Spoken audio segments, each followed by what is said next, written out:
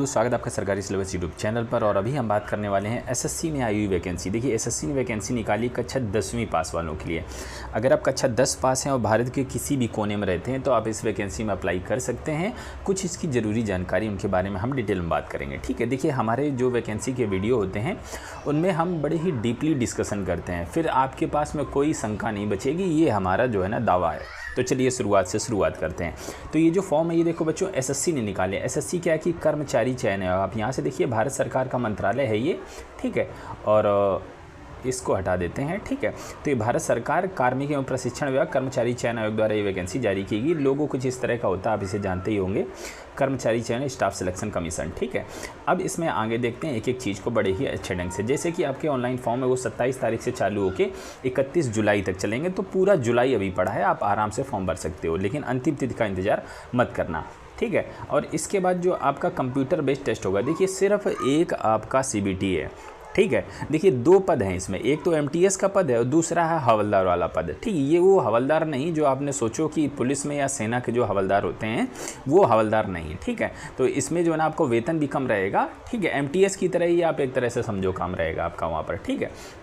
अभी इसमें क्या रहेगा आपका कि इसमें जो आपका सीबीटी आपका होगा, वो सीबीटी आप यहाँ से देखो अक्टूबर से नवंबर 2024 में होने वाला है। देखिए एसएससी की जो वैकेंसियाँ होती हैं ये टाइम पर पूरी होती हैं, टाइम पर आती हैं, इनका एक शेड्यूल रहता है, ठीक है। तो अक्टूबर से नवंबर, इसी साल के अक्टूबर नवंबर में आपका एग्जाम हो जाएगा, ठीक है। अगर आपको कोई शंका होती, कोई समाधान चाहिए होता, आप डायरेक्ट इन नंबर पर, ये जो टोल फ्री नंबर है इस पर फ़ोन करने पर आपको पैसा भी नहीं लगता है, आप फ़ोन करके इनसे बात कर सकते हैं और अपनी संख्या का जो भी आपको समस्या है उसका समाधान पूछ सकते हैं, से जान सकते हैं, ठीक है। अब देखो वुमेन कैंडिडेट जो है उन्हें इनकरेज किया जाता है कि फॉर्म भरें, उनको प्रेफरेंस देगी गवर्नमेंट, क्योंकि वो चाहती है कि एक जो लिंग रेशियो है, जो सेक्स रेशियो है वो बराबर रहे, ठीक है। लड़के लड़कियां दोनों ही बराबर जो है ना गवर्नमेंट डिपार्टमेंट में काम करें, उनको भी मौका मिले। अब देखो ये जो भर्ती है इसमें क्या होने वाला है, आप यहाँ से थोड़ा चेकआउट करेंगे कि एक ग्रुप सी की है, नॉन कैस्टेड, और पे लेवल 1 का वेतन आपको मिलने वाला है। और इसमें नॉन टेक्निकल एमटीएस। अब देखो पे लेवल 1 का वेतन क्या होता है, मैं आपको यहाँ से थोड़ा शॉर्टकट में बताता हूँ। आपका मूल वेतन होगा पे लेवल 1 में 18,000 रुपये, मूल वेतन ये रहेगा, ठीक है। प्लस इसमें आप जो है ना डीए मिला लो, ठीक है, डीए वगैरह मिला लो, एचआरए वगैरह मिला लो। तो ये सब अगर आप मिलाओगे तो आपकी टोटल जो सैलरी पड़ेगी बच्चों 24,000 से 25,000 रुपये प्रति महीने के आसपास सैलरी पड़ेगी, इससे ज़्यादा नहीं होगी। पे लेवल 1 में 7वें वेतन के अनुसार यही सैलरी है। जब सब कुछ हम एचआरए वचारे सब जोड़ लेते हैं तब 24 से 25,000 रुपये की आपकी सैलरी पड़ती है जाके। और सेम सैलरी आपको अगर आप हवलदार के लिए जा रहे हो तो भी आपको पे लेवल 1 का ही वेतन है, आपको सेम सैलरी ही मिलने वाली है, ठीक है। अब थोड़ा सा और आगे देख लेते हैं। अब टोटल वैकेंसीज़ की अगर हम बात करें तो एमटीएस की जो वैकेंसी है वो 4,887 वैकेंसी है। और हवलदार इन सीबीसी एंड सीबीएन आप इसमें देख सकते हैं 3,439 वैकेंसी है टोटल, ठीक है। तो ये चीज़ आप समझ गए। वैकेंसी आप यहाँ से थोड़ा सा देख सकते हैं, आप जिसमें चाहे उसमें अप्लाई कर सकते हैं, चाहे एमटीएस में करो चाहे हवलदार वाले में कर लो। लेकिन जो हवलदार वाली ये पोस्ट है इसके लिए क्या है कि थोड़ा फिजिकल फिटनेस ज़रूरी है, क्योंकि इसके सिलेक्शन प्रोसीजर में वो चीज़ भी मांगी गई। मैं आपको आगे बताऊँगा उसके बारे में। हमने ऑलरेडी चीज़ों को हाईलाइट करके रखा है, आपको दिक्कत ना हो, आपका समय बर्बाद ना हो, इसलिए हम जल्दी से स्किप कर देते हैं। जो चीज़ इंपॉर्टेंट नहीं है ऑलरेडी वो हाईलाइटेड नहीं है। कोई भी भारत का बच्चा, नेपाल का बच्चा, भूटान का बच्चा इसमें फॉर्म भर सकता है, ठीक है। उम्र सीमा की अगर हम बात करें तो उम्र सीमा की गणना 1 अगस्त 2024 से की जाएगी। बात समझ गए, 1 अगस्त 2024 ही इसकी कट ऑफ डेट है और इसी डेट से ही आपकी एजुकेशन क्वालिफिकेशन भी जोड़ी जाएगी। अब देखो एमटीएस के लिए जा रहे हो तो 18 से 25 साल तक का कोई भी लड़का या लड़की इसमें भाग ले सकता है। और अगर आप हवलदार के लिए जा रहे हो तो 18 से 27 साल का कोई भी लड़का या लड़की इसमें भाग ले सकता है। कुछ लोगों को छूट रहेगी, जैसे कि SC ST वालों को 5 साल की छूट, ओबीसी वालों को 3 साल की छूट, फिजिकली हैंडीकैप्ड अनरिजर्व के लिए 10 साल की छूट, फिजिकली हैंडीकैप्ड ओबीसी के लिए 13 साल की छूट, फिजिकली हैंडीकैप्ड SC ST के लिए 15 साल की छूट और भूतपूर्व फौजियों के लिए 3 साल की छूट मिलेगी उनकी जो सर्विस है उसको हटाने के बाद। तो ये इंपॉर्टेंट चीज़ थी, इसके बारे में हमने देख लिया। हम थोड़ा सा और आगे चलते हैं, जो ज़रूरी जानकारी उनको डिस्कस करते हैं, ठीक है। तो हमने उम्र सीमा बता दी, आपको जो कट ऑफ डेट है वो भी हमने आपको बता दी। तो ये दोनों चीज़ें ज़रूरी रहती हैं। और कक्षा 10वीं पास वाले इसमें फॉर्म भर रहे हैं, वो चीज़ मैं आपको यहाँ से बताऊँगा। देखिए एसेंशियल एजुकेशन क्वालिफिकेशन, उम्र सीमा ये आपकी जो है उम्र सीमा नहीं, एजुकेशन क्वालिफिकेशन की गणना भी 1 अगस्त 2024 से की जाएगी। इसका मतलब ये हुआ कि 1 अगस्त 2024 के पहले आप कक्षा 10वीं पास होना चाहिए। ठीक है, अगर आप कक्षा 10वीं पास नहीं है तो आप इसमें फॉर्म नहीं भर सकते हो। ठीक है, अब ये कहाँ लिखा कि कक्षा 10वीं पास होना चाहिए, आप यहाँ देखो मैट्रिकुलेशन एग्जामिनेशन। मैट्रिकुलेशन का मतलब होता है कि कक्षा 10वीं पास होना ज़रूरी है। ठीक है, तो ये हो गई इसकी बात। अब हम थोड़ा सा और आगे देख लेते हैं। आगे बढ़ने की श्रृंखला में ये ऑफिशियल वेबसाइट है www.ssc.government.in। इस पर जाकर आप अपना ऑनलाइन एप्लीकेशन भर सकते हो। ठीक है, फॉर्म फीस इसकी बहुत ज़्यादा नहीं है, 100 रुपये फॉर्म फीस है, आप यहाँ से चेकआउट कर लो।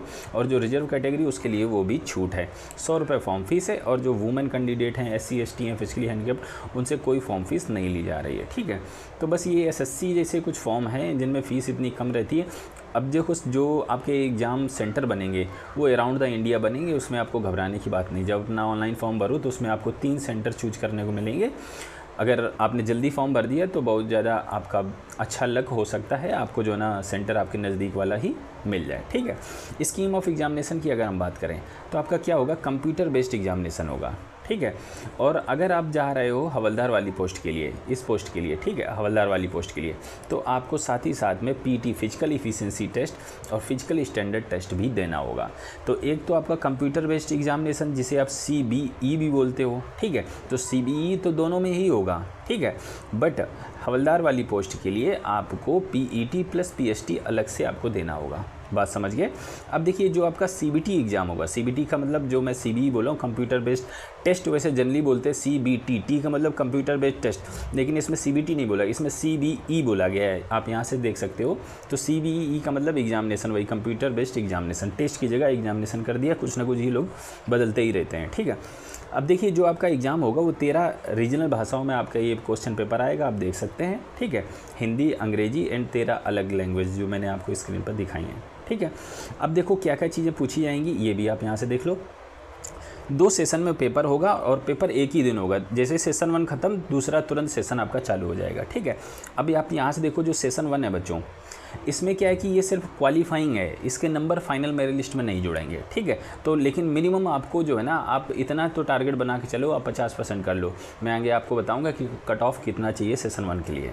तो जो सेशन 1 है उसमें क्या चीज़ पूछी जाएगी आप यहाँ से देख सकते हो कि न्यूमेरिकल एबिलिटी एंड मैथमेटिक्स और रीजनिंग पूछी जाएगी। 20-20 क्वेश्चंस रहेंगे, एक क्वेश्चन 3 नंबर का रहेगा, 60-60 के टोटल हो गए, 45 मिनट का आपको टाइम मिलेगा। ठीक है, और जो सेशन 1 है इसमें कोई निगेटिव मार्किंग नहीं है। ठीक है, और इसके नंबर फाइनल मेरिट लिस्ट में नहीं जुड़ेंगे। अब जो सबसे इम्पॉर्टेंट चीज़ आई वो आई सेशन 2। ये जो है ना माही बाप है, इसमें आप जितना तगड़ा स्कोर कर देना भैया वही आपका फाइनल मेरिट लिस्ट बनाएगा। ठीक है, क्या क्या चीज़ पूछी जाएगी, एक तो जनरल अवेयरनेस पूछी जाएगी, दूसरी पूछी जाएगी इंग्लिश लैंग्वेज। 25 क्वेश्चंस रहेंगे, 75-75 नंबर के रहेंगे, 45 मिनट का आपको टोटल समय दिया जाएगा। और एक चीज़ और इम्पॉर्टेंट यहाँ से देखो कि ये जो सेशन 2 है बच्चों, इस सेशन 2 में आपकी निगेटिव मार्किंग भी रहेगी, तो आपको बड़े ही आराम से इत्मीनान से आपको करना होगा। ठीक है, और ये सेम डे होगा, ये अंग्रेजी में लिखा है, जो मैंने आपको हिंदी में भी अच्छे ढंग से बताया, आप चाहो तो इसे भी चेकआउट कर सकते हो कि सेशन 1 रहेगा, 45 मिनट बाद आपका सेशन 2 ऑटोमेटिक ही चालू हो जाएगा। ठीक है, तो इमीडिएट आपका तुरंत चालू हो जाएगा। तो ऐसा ना सोचें कि सेशन 1 एक दिन, सेशन 2 फिर कहीं और दिन होगा। ठीक है, अब निगेटिव मार्किंग आप यहाँ से देख लो, there will be no negative marking in session 1, आपको दिख गया। अब सेशन 2 की बात कर लो, in session 2 there will be negative marking of 1 mark for each. तो सेशन 2 जो आपका है आप उसकी अच्छी तैयारी करना और नेगेटिव मार्किंग के लिए भी तैयार रहना। ठीक है, अब देख लो डिटेल सिलेबस क्या क्या चीज़ें आपकी पूछी जाएंगी। अब देखिए सबसे पहले न्यूमेरिकल एंड मैथमेटिकल एबिलिटी आपको ये दिख रहा है सामने, आप स्क्रीनशॉट ले लो इसका। ठीक है, पढ़ूंगा नहीं, टाइम वेस्ट होगा। रीजनिंग का स्क्रीनशॉट ले लो, जनरल अवेयरनेस का भी और इंग्लिश लैंग्वेज का भी आप यहाँ से स्क्रीनशॉट ले सकते हो। ठीक है, अब इसके बाद आप यहाँ से देखो जो फिजिकल इफिशिएंसी टेस्ट है, ये टेस्ट सिर्फ हवलदार वाली पोस्ट के लिए है। तो उसमें क्या है कि फिजिकल इफिशिएंसी टेस्ट में वॉकिंग करनी होगी लड़कों को 1600 मीटर 15 मिनट में और लड़कियों को 1 किलोमीटर 20 मिनट में। बात समझ गए।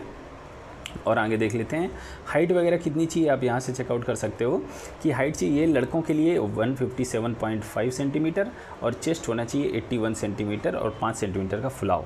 अब लड़कियों की बात कर लेते हैं, हाइट होनी चाहिए 152 सेंटीमीटर। ठीक है, और जो है 48 किलो मिनिमम आपका वजन होना चाहिए। ठीक है, और जो आसामीज़ गोरखास वगैरह रहते हैं उन लोगों को थोड़ी सी छूट रहती है हाइट में भी, सीने में भी। ठीक है, तो ये चीज़ इंपॉर्टेंट थी, इसके बारे में हमने डिस्कशन कर लिया। अब हम थोड़ा सा और आगे देख लेते हैं, ज़रूरी जानकारियाँ तो हैं, उनके बारे में हम ज़रूर डिस्कस कर लें, ताकि जो हमारे दर्शक हैं, जो हमारे व्यूअर्स हैं, जो अभ्यर्थी हैं, उनके लिए कोई चीज़ मुश्किल ना हो। अब ये चीज़ मैंने आपको शुरुआत में बताई थी कि सेशन 1 के नंबर जो है ना आपके फाइनल मेरिट लिस्ट में नहीं जुड़ेंगे, बट परंतु मिनिमम 40% नंबर नहीं, आपको मिनिमम जो है ना अनरिजर्व के लिए 30%, ओबीसी के लिए 25%, बाकी रिजर्व के लिए 20%, इतने नंबर मिनिमम आपको लेके आने हैं, तभी आप सेशन 2 के आपके नंबर फाइनल मेरिट लिस्ट में जुड़ेंगे। ठीक है, अगर आपके सेशन 1 में ही इतने नंबर नहीं हैं तो वहीं से आपको आउट कर देंगे, सेशन 2 के नंबर आपके जोड़े ही नहीं जाएंगे, देखे ही नहीं जाएंगे। बात समझ गए? तो ये सेम चीज़ लागू है हवलदार की पोस्ट के लिए जाओ चाहे एमटीएस के लिए जाओ, सेशन 1 के बेस पर मेरिट लिस्ट नहीं बनेगी, तो सेशन 1 में मिनिमम आपको लेकिन इतने नंबर रखने हैं। ठीक है, और आगे देख लेते हैं। आगे बढ़ने की श्रृंखला में कुछ चीज़ें रह गई, इनके बारे में और डिस्कस कर लेते हैं ताकि कोई दिक्कत आपको ना हो। ठीक है, तो मिनिमम नंबर की बात समझ गए। सेशन 2 के बारे में भी मैंने आपको बता दिया है कि सेशन 2 ही आपका माही बाप है, उसी में अगर आप जितना बढ़िया कर दोगे वही आपकी फाइनल मेरिट लिस्ट बना देगा। ठीक है, ये काफ़ी ज़रूरी चीज़ें आपकी थी। ठीक है, वैसे हमने सारी चीज़ें डिस्कस कर ली हैं और इसमें कुछ बचा नहीं मुझे खास। अगर आपके कुछ और क्वेरी रहती है, कुछ और जानना पूछना चाहते हो तो हमें कमेंट कर सकते हो इसी वीडियो के नीचे, और अगर वीडियो पसंद आए तो इसे लाइक कीजिएगा, दोस्तों के साथ में शेयर कीजिएगा। मिलते हैं अगली वीडियो में, तब तक के लिए